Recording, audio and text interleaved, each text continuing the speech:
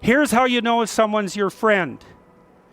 A, you can tell them bad news and they'll listen. They won't tell you why, you know, you're stupid and why that bad thing happened to you and how something worse happened to them once and, you know, derail the whole conversation. You can actually tell them bad news and they'll listen. So that's a good thing. And then this is a weirder thing. You can tell them good news and they'll help you celebrate.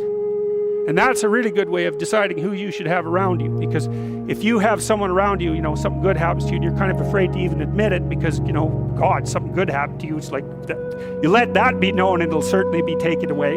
So, you know, you come out and you sort of tell someone half-heartedly that something good happened to you and they give you a whack and then talk about, you know, the great thing that happened to them 3 years ago. Or worse, the great thing that happened to someone that they knew 3 years ago.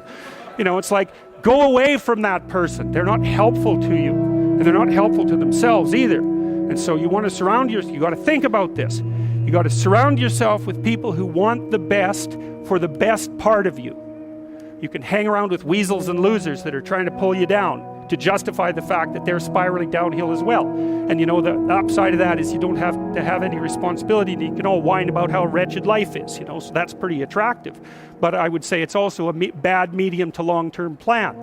And so it's acceptable and desirable to try to surround yourself with people who are facilitating your development. You know, and you might say, well, I've got people around, I know them well, you know, they're not doing that well and they don't fit into that category. It's like, what's your point? What are you going to do with them exactly?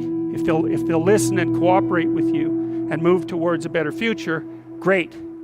If they don't pay any attention and they keep doing the same damn things over and over and they're not going anywhere and it's painful, then maybe the proper thing to do is say, you just have your misery. I'll go off and have my life. And maybe you'll wake up at some point in the future and think that's a better way of being. Because just putting up with it is, well, they call that enabling, right? You put up with that sort of behavior, you're providing tacit consent for it and even tacit approval.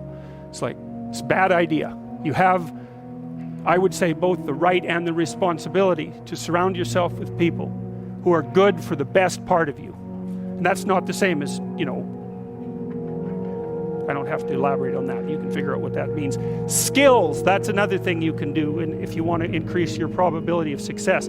Every time you have an opportunity to take an opportunity that would provide you with a new skill, do it, right? Learn to program, learn to write, learn to read new things, learn to public speak, learn how to introduce yourself to people, learn how to social network, learn how to go talk to your boss in a manner, this is the right way to go talk to someone who's supervising you. I see this problem, and here's a solution, and so I'm coming to talk to you about the problem and the solution.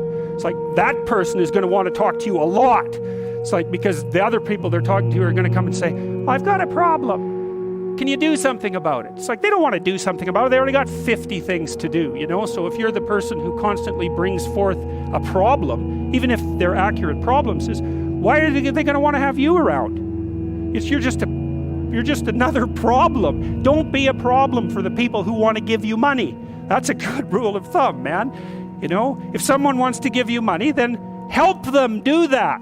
And if they want to give you status and success, then help them do that, right? And you do that in part by bringing them solutions, and partly you do that by developing your skills. And so if things aren't going very well for you, this is also a good way of evaluating an opportunity. Should you take an opportunity? Well, here's the rule. Take the opportunity if it will teach you something that you can use for other opportunities. Because then even if it fails, which you probably will, it doesn't matter, because you've accrued something of value that you can bring forward to the next situation. So, you know, there's this old Jungian idea that I told you about. In the Chartres Cathedral, for example, the cathedral is made in the form of a cross, and the cross signifies the center of the world, and the dome signifies the sky. And so right below the dome at the center of the world, and it's a cross because the cross is the place of suffering. So that's the center of the world, because that's what you are. You're the place of suffering, right? You're the place of conscious suffering. That's the center of the world. And so inscribed on the floor is a maze, and you enter. It's a big maze, and it's a mandala, and there's a kind of a flower-shaped resting place right in the center. And what you're doing is walking in the maze, and you walk all 4 quadrants, and you get to the middle, which is where you want to be. You want to be in the middle.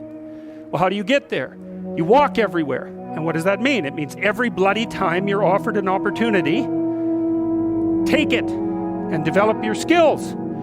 And that's better than wealth, by the way. In fact, it actually constitutes wealth, because wealth constitutes what you have when someone takes all your money away, right?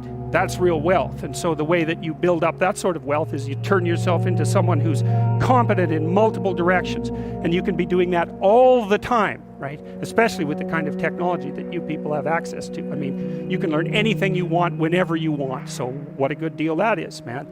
And so there's easy fruit hanging that you can pick, and I would recommend that you do that. Extroverted people like to be in the center of a large group of people.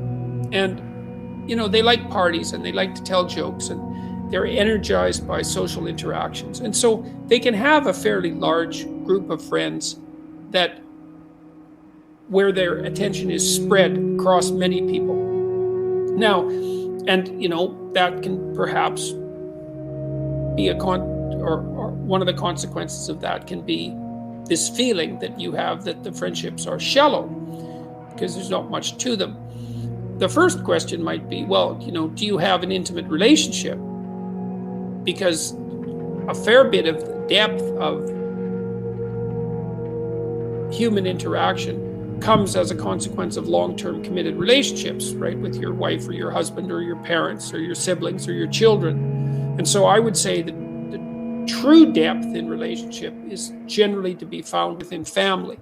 That doesn't mean that friends aren't important. Then the next issue is, well, are there things that you're doing with your friends? Are there activities that you're undertaking with your friends that are more significant than mere casual amusement? You know, or is it just casual amusement? Because if it is, you know, the bar scene or that kind of party life, let's say, the friendships aren't going to be very deep because they're not. They're predicated on shallow activities. And so it may be that you need to find some activities that you feel are profound on your own and find people that you can share them with. Because a fair bit of friendship is, in fact, the engagement in shared activity. And so the more profound the activity, at least in principle, then perhaps the more profound the friendship. Certainly the people whose friendships I would regard as most crucial to me are people with whom I'm involved in complex and difficult endeavors, as well as friendships. There are things that we are doing together that we both regard as of crucial importance. And I think that's necessary because I think that a fair bit of friendship, apart from, you know, the part that's amusement and fun, which is important, is a consequence of the profundity of shared activities. And so you might want to ask yourself, you know, are you doing anything with anyone that you regard as important? And then the other thing I would ask is, well, you know, do you have an assortment of intimate relationships? Do you have a partner, a wife or a husband? Do you have children? I don't know how old you are. And are you spending enough time attending to your parents and your siblings to keep those relationships alive? With holidays and with visits and that sort of thing. That's where you find the relationships that, generally speaking, are deep and meaningful and lasting, even though they're often the ones that are also the most problematic.